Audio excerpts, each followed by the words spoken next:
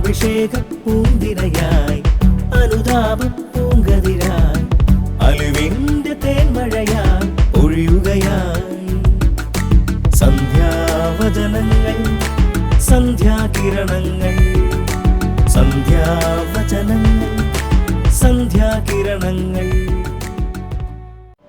സന്ധ്യാവചനങ്ങളിലേക്ക് നിങ്ങൾക്കെല്ലാവർക്കും സ്വാഗതം. ഉത്തരിപ്പ് കടം കുമ്പസാരിച്ചാൽ തീരുമോ? വിശുദ്ധ ലൂക്കായുടെ സുവിശേഷം 19-ാം അധ്യായത്തിൽ നമ്മൾ ഒരു മനുഷ്യനെ പരിചയപ്പെടുന്നുണ്ട്, സക്കേവൂസ്. സക്കേവൂസിന് ഉത്തരിപ്പ് കടമുണ്ടായിരുന്നു.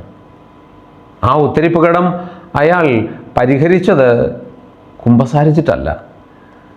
19-ാം അധ്യായം 8-ാം വാക്യത്തിൽ നമ്മൾ ഇങ്ങനെ കാണുന്നു, അയാൾ പറയുന്നതായി: ആരുടെയെങ്കിലും വക വഞ്ചിച്ചെടുത്തിട്ടുണ്ടെങ്കിൽ 4 ഇരട്ടിയായി തിരിച്ചു കൊടുക്കുന്നു.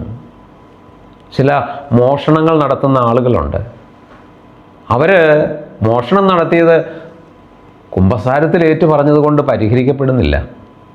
ആ മോഷണം മുതൽ അതിൻ്റെ ഉടമസ്ഥന് തിരിച്ചു കൊടുക്കുമ്പോഴാണ് ആ തെറ്റ് പരിഹരിക്കപ്പെടുന്നത്. ചില ആളുകളുണ്ട്, അവർ പണം കടമായിട്ട് പലരോടും വാങ്ങും, പക്ഷേ ഒരിക്കലും തിരിച്ചു കൊടുക്കത്തില്ല. ഇക്കാര്യം അവർ കുമ്പസാരത്തിൽ വന്ന് ഏറ്റുപറയുകയും ചെയ്യും.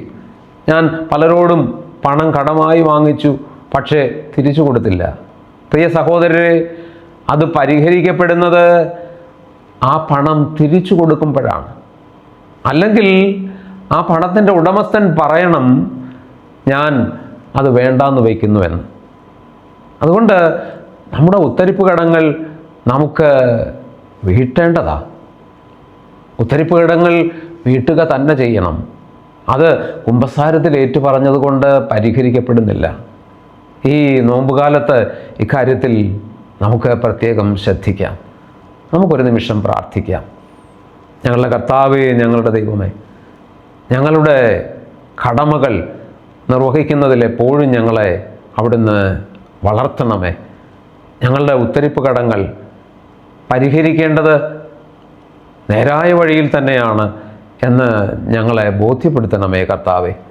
ഞങ്ങൾക്ക് വേണ്ടി എപ്പോഴും പ്രാർത്ഥിക്കുന്ന പരിശുദ്ധ അമ്മേ, മാറിയ പിതാവേ, സകല വിശുദ്ധരെ മാലാഖമാരെ, ഞങ്ങൾക്ക് വേണ്ടി എപ്പോഴും പ്രാർത്ഥിക്കണമേ. ആമേൻ.